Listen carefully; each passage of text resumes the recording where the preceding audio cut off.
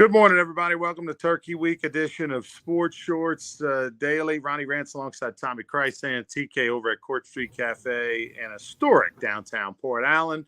And I'm coming to you from an undisclosed location presented by the Louisiana Sports Hall of Fame. And we're always presented by L'Auberge Casino. L'Auberge Casino during this holiday season. You know, Tommy, it's amazing during the holidays. The casinos are popping because I guess folks just get like enough time with the family. You got some people unfortunately don't have family. Their family live out of town. Family have passed on, whatever the case. They don't come from a big family, whatever the case may be, or they don't like their family. Or they go get a little turkey. They've had enough. They want to get out of there because the casinos are always rocking on the holidays with folks having a good time. So later this week, if you're looking for something to do during the holiday season, you've had enough listening to Uncle Tom, go to L'Auberge Casino in Baton Rouge. All right, so much to get to. Let's recap the weekend. First off, the good news: LSU, Jayden Daniels continue to roll on. 8 touchdowns combined. No doubt LSU left them in there probably a half a quarter longer than they normally would have because they're trying to get Jayden Daniels the Heisman. I got no problem with it. We kind of anticipated that. And before you Bo Nix fans say, well, wait a minute, Bo Nix didn't play the fourth quarter against Arizona State, and he threw for 6 touchdowns and 400 yards and all that. Georgia State's probably, and Arizona State might be a pick 'em, if they played. Georgia State's got 6 wins. They're going to a bowl game. Arizona State's terrible, so there's that. But what say you about LSU's performance against Georgia State? Well, it's the Jayden Daniels show. Thomas and Neighbors, they did a good job running backs. Let's don't forget the offensive line. None of this would be happening without the offensive line doing a really good job. But it was the Jayden Daniels show. He's averaging 8.2 yards per rush. That leads the nation. That doesn't lead the nation's quarterbacks. That leads the nation. Anybody that's carrying a football, that's remarkable. And some of the passes he threw, of course, LSU fans and the media here in the South, they're expecting a miracle every play. And, of course, he's almost got that status where something really good happens every play. I think he's the best player in college football. No, I've not seen a whole lot of Bo Nix or Michael Penix Jr. Marvin Harrison, he had another 30-yard game. So he's completely out of the conversation. 30 yards receiving at Ohio State, no matter what he does next week. It's definitely going to be a Jayden Daniels, Bo Nix, Michael Penix thing. 3 quarterbacks who are all transferred. But I got to believe, the strength of schedule is through the roof. You got to side with Jayden Daniels. I think the national media is hooking on. LSU is doing a great job of pumping all these stats out, in every offensive category, what he's doing, what he's not doing, how many times it's ever been done. So the Heisman, they even got the word Heisman where the first S is a 5 because he wears number 5. Clever marketing there. We'll tip our hat to that. But no, it's the Jayden Daniels show, and they play A&M this week, and I got reason to believe if he throws more numbers up, he's going to have a great shot to win the Heisman. Couple of things. One, Jayden Daniels is phenomenal. He's playing with more and more confidence. His vision running the football might be the most impressive thing that he's doing. It seems like he's got eyes in the back of his head. And then the other thing too is, remember when he first came to LSU, last year, the passing, the inconsistency, hey, they didn't really take the shots with the deep ball early on in the season. It was about halfway through before they started throwing the ball deep. And now you can't imagine a time when they didn't throw the ball deep. And the growth and the maturation and just how good he's gotten from one year to the next is really crazy. It's very Joe Burrow-esque. Both good quarterbacks. Their last, their year prior to the potentially Heisman. Burrow in 2018 and Daniels last year. Good quarterbacks, really good quarterbacks. Happy to have them. All that kind of stuff. But then they become elite the very next year. And they both obviously were transfers. The thing that surprises me is the Marvin Harrison Jr. thing. He had all the hype coming into the season. I get that. And he's going to be a tremendous pro and everything. But Malik Neighbors, he's not even in the conversation of getting to New York City. But yet somehow Marvin Harrison's name's still there. Come on. Malik Neighbors is like Jayden Daniels. He's lapping the field when it comes to wide receivers. And then the guy who's, his stock's risen the most is Brian Thomas Jr. What he's done and as far as putting himself in the map, is kind of like Jordan Jefferson. Jordan Jefferson, a guy, you know, Brian Thomas was a big time recruit out of Walker High, bigger recruit than Jefferson was out of high school out of Destrehan. But that step that they've taken, each of them in their last year. I mean, Brian Thomas is arguably a first round pick, and going to have a great NFL career. And you couldn't have necessarily said that a year ago. But to me, those guys, Malik Neighbors and Brian Thomas, don't get enough recognition on the national level for what they've done, the numbers they've put up, and what they've contributed to Jayden Daniels this year. It's been phenomenal.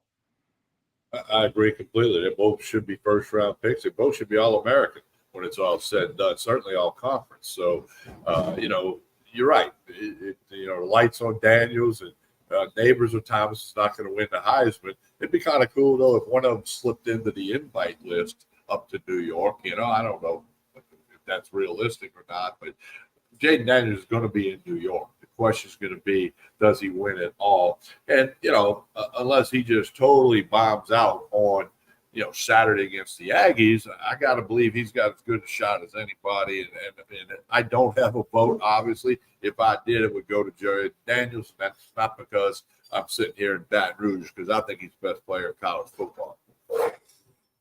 Yeah, I'll tell you something. I can't imagine it being just those. It's got to be just those three guys, Penix, Nix, and Daniels in New York City, I would think, as far as the votes go, and they only take a certain percentage. Penix didn't score a point. Washington did not score in the second half of their 2-point victory over Oregon State this past weekend. Penix threw for just a tick over 200 yards. He was right around 50% completion percentage.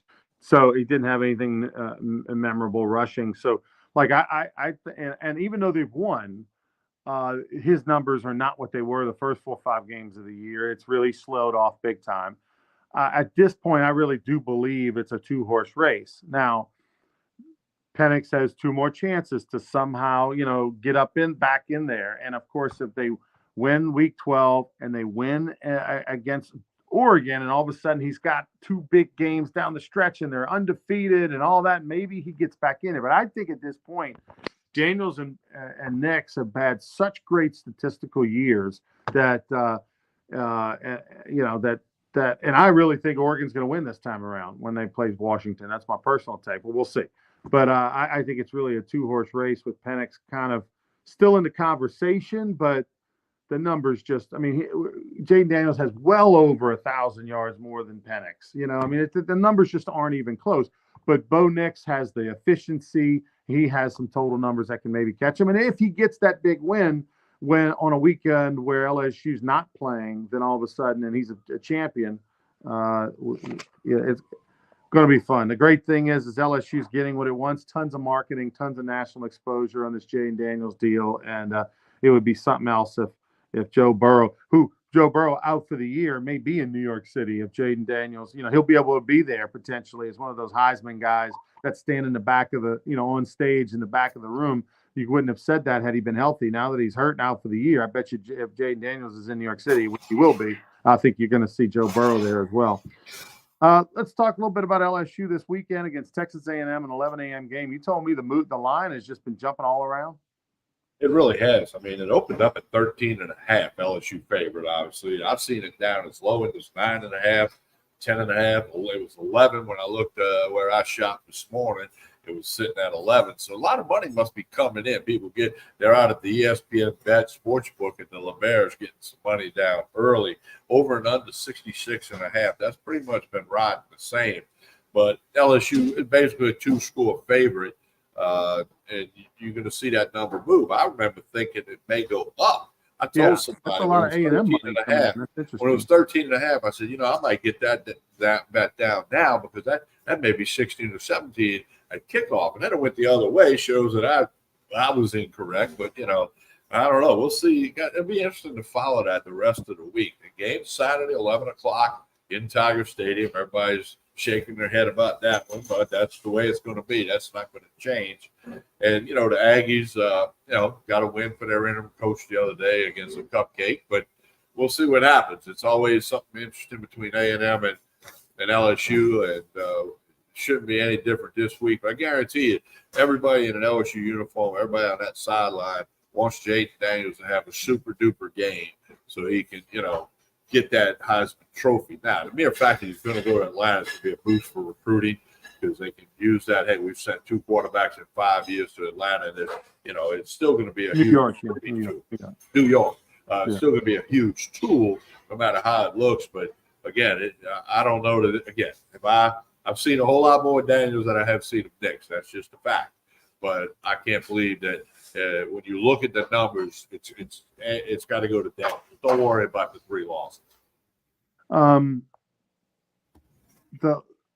The Texas A&M line, that just really surprised me. I think what it means, Tommy, is I think, one, you got 2 SEC teams, and you look at the history of A&M and LSU and the close games that they played. But I think also LSU's getting knocked for an 11 a.m. game. They know it's not going to be as much of a home field advantage as what they would have if they were playing this game at night and that sort of thing. So I think that's a big part of it. I think it's evening things out a little bit. But LSU comes in 14th ranked, 18 for Tulane.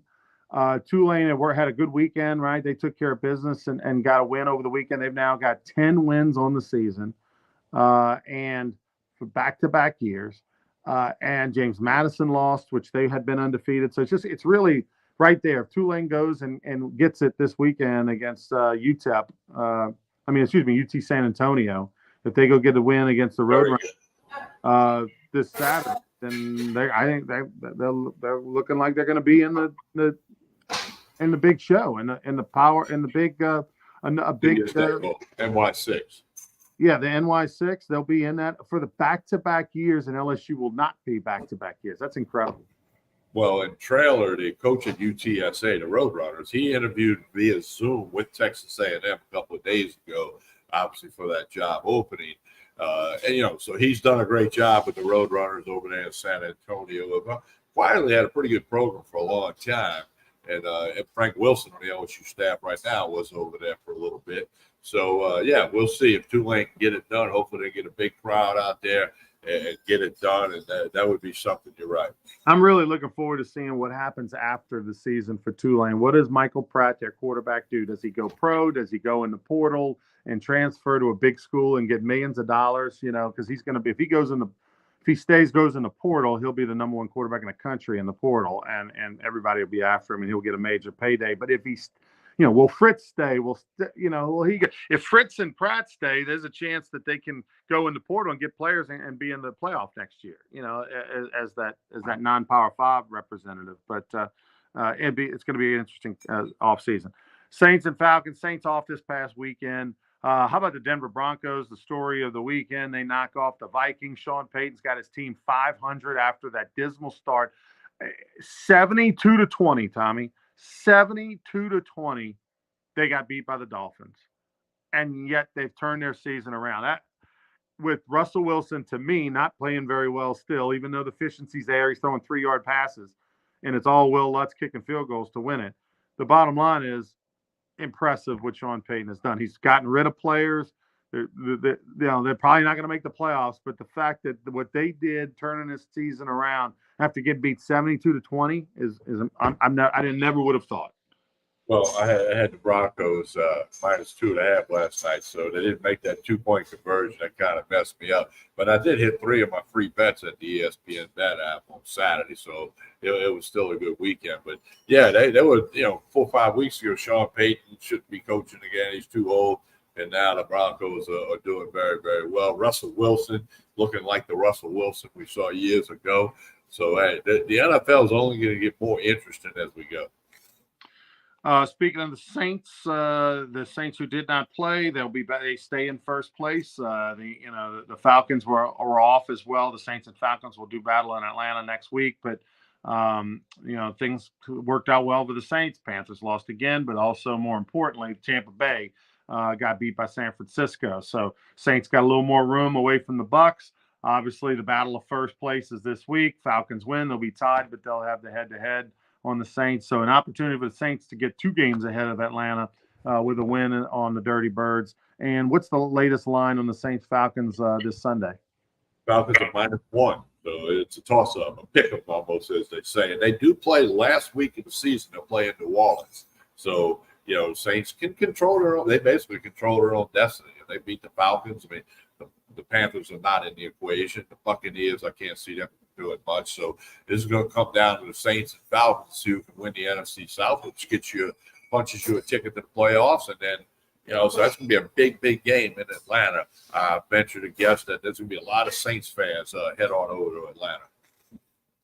Before we get into talking LSU men's and women's basketball tonight, more of the soap opera with Angel Reese will be happening.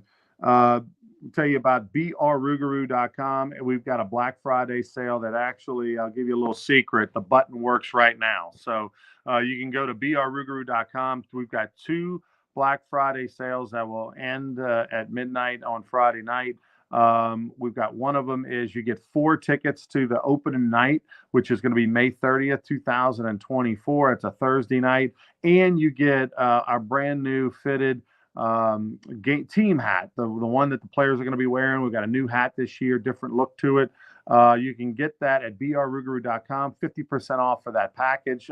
And then also we have any of our jerseys, whether they're custom jerseys, especially if you're going to go to youth sizes, you want to get your name on the back, whatever numbers, whatever, you got to order those custom. They take about 3 weeks to come in. So you order them now, you'll have them before Christmas.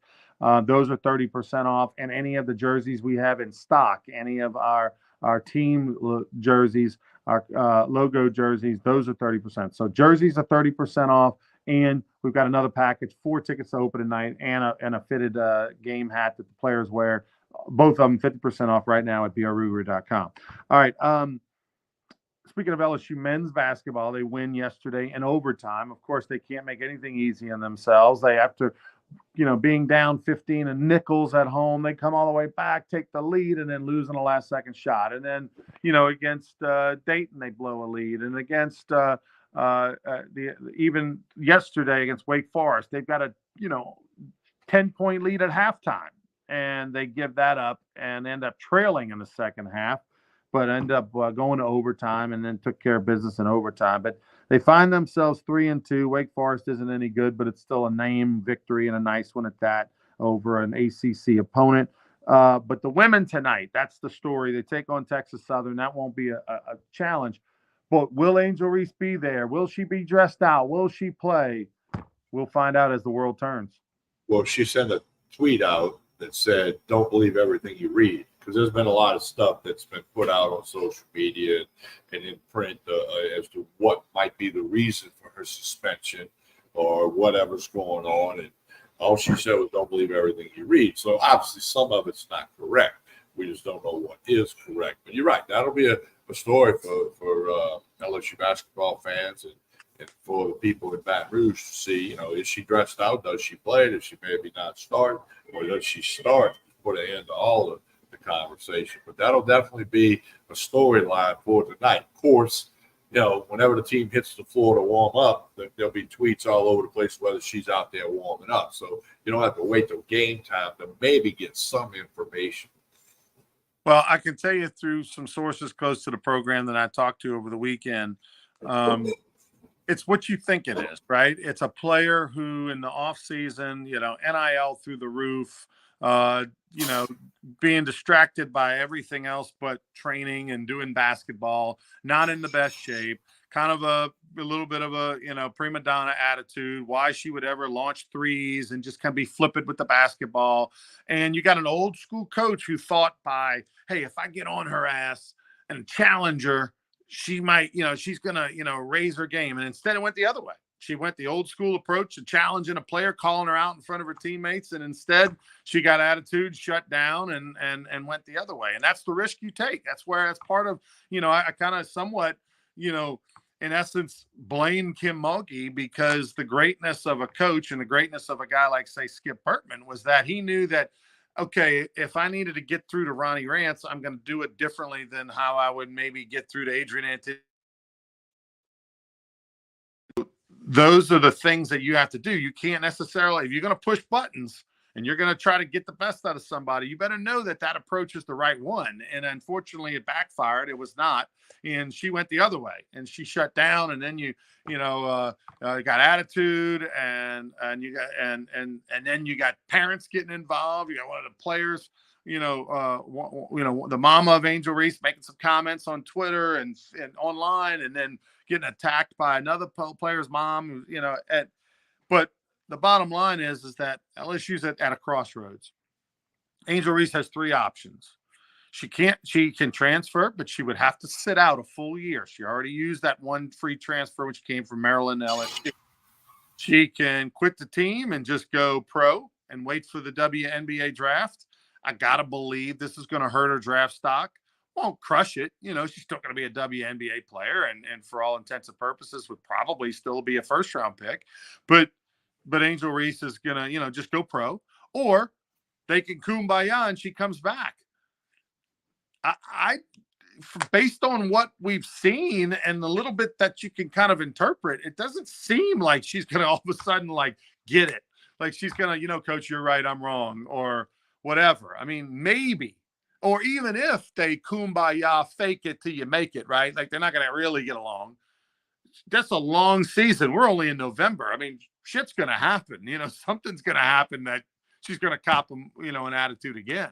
So I'm not very optimistic that this is kumbaya. And when you're Kim Mulkey, you're like, hey, look, I've won national championships. I came to LSU and won a national championship.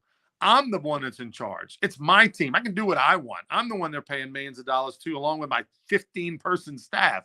Like, I've got other good players. We may not win the national championship without Angel Reese, but we're still going to be pretty damn good. And so my way or the highway. So I think to me, Angel Reese is the one that's got the issue, got the question here. Three ways. Either swallow your pride and get with it, transfer and sit out a year, or just say, you know what, I'm going to spend my $1 million of NIL money, chill out at the house and wait for the WNBA draft and go play basketball next year. That's one of those three, and we're going to find out real soon. Yeah, I agree with every point you said there. It goes back to, some people don't remember this, but Bill Arnsparger threw Stan Humphries off the team, who ended up starting quarterback in the Super Bowl for the Chargers. The whole Skip Bertman, Joey Bell story. There's certain players that they're going to have to conform, and that's where this is. It's on Angel Reese to say, okay, I'll conform with what I'm supposed to do. What's my role on this team, on the court and off the court? What's my role that Kim Mulkey wants me to have? And if she does that, then, like you said, they'll go forward. I don't know that she would do that, though, based on what we've seen in 2 years, the laziness and the can't run up and down the court, the crown on her head. I mean, she doesn't seem to get it. This may be the thing that allows her to get it. Maybe the best thing ever happened to her. Ronnie, you and I and everybody watching this video, when we were younger, we all had that moment when somebody grabbed you by the back of the neck and shook your head and said, hey, this is how it's got to be. If you want to go forward, you want to be successful, you need to take a look at a few things you're doing and fix it. That's right where she's at. Maybe we learned something tonight. Maybe we don't. We'll see. Other big news, congratulations to Baton Rouge native and former Catholic High Bear. What a great offseason it's been for Catholic High. Josh Smith wins the World Series with the Rangers, and then Aaron Nola signs a 7-year, $172 million contract with the Philadelphia Phillies. That is guaranteed money, folks. It doesn't matter if he breaks his arm, does whatever next season, he's going to get a 172. And that's awesome. What a good dude. That means he will have made over $200 million total for his career, somewhere around 225, 230, something like that. Congratulations. I got an Aaron Nola story for you, Ronnie. He and I were working for David DeLucci at a baseball camp. He was still a player at LSU. And we were in Vidalia, Louisiana, a couple hundred kids. And he and I worked with a group of pitchers where the local newspaper person walks up, takes a couple pictures, and wants to interview me about this camp that David DeLucci is doing. And I looked at her and said, see that guy right there? I pointed at Aaron Nola. I said, you want to interview him? He was just named SEC Pitcher of the Year.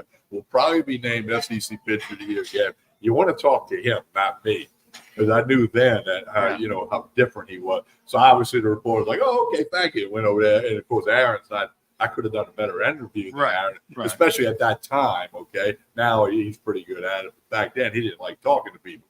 So anyway, that's my little Aaron knows. So then Aaron came up to me after and said, "Why do you send that reporter over there to me?" I said, "You're more important than I am. Always have been, always will be." Well, he's a good dude, a humble guy. Very good dude. Now he'll be getting hit up for loans all the time. I'd like to say, Tommy, that I played a small role in this contract because one of the minority owners of the Philadelphia Phillies was at the Florida game the other day, and I sat with him in the suite for a half, and we talked about Aaron Nola for like 15, 20 minutes, and he had told me how, Aaron Nola's people wanted like 225. They wanted like a $225 million deal. And I told him I had read that he was probably going to be around, and it was like over 30 million. They wanted like 210 over 7 years or something like that. And I said, well, I had read that based on some reports, he was probably going to be somewhere in that 24 to $25 million a year range. But that anything over 5 years, that's 10 years on a pitcher is just too long. I thought 5 was about right. And so we talked for about 15, 20 minutes about it. Next thing you know, they settle somewhere in the middle. Well, you played the role. Well, here's the other thing, right? The Atlanta Braves were hot and heavy trying to get him. They wanted him for 2 reasons. 1, to be on his team. 2, they didn't have to go against him in division play. So it's a double-edged sword. But I'm happy for Aaron. That whole family is good people. Austin's a great guy. And hopefully he rebounds from his injuries. But, Aaron Nola, Catholic High, LSU, and looks like he'll be a Philly for the rest of his career is what it looks like. Pelicans are 6-7. They've kind of played a little bit better of late, won 2 of their last 3, including a win against the Dallas Mavericks, one of the better teams out there.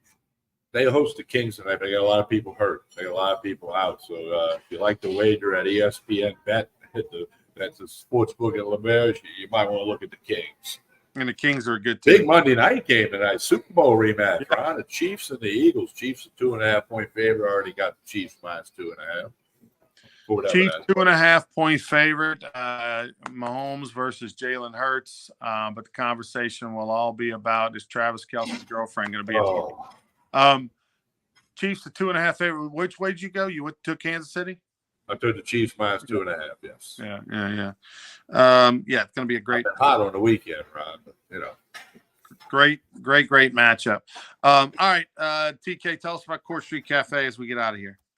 Well, as you can see right here, they got gift certificates. You can get your gift certificate any denomination, and people can use it for breakfast, lunch, dinner, 7 days a week. Lots of stuff going on. They will be closed Thursday. I spoke to Jason this morning. They'll close Thursday. Wish everyone a happy Thanksgiving. Regular hours Friday, Saturday, and Sunday at Court Street Cafe, 805 Court Street in Port Allen. Check them out. All right. For Tommy Kreisand, I'm Ronnie Rance. Have a great Thanksgiving week. We'll be back with you on Wednesday morning for more Sports Shorts Daily. Enjoy what you're doing this week. And most of you probably have a 3-day work week, and I hope you get it all in and enjoy the holidays. We'll be back on Wednesday. Please like and share this video, and go Chiefs.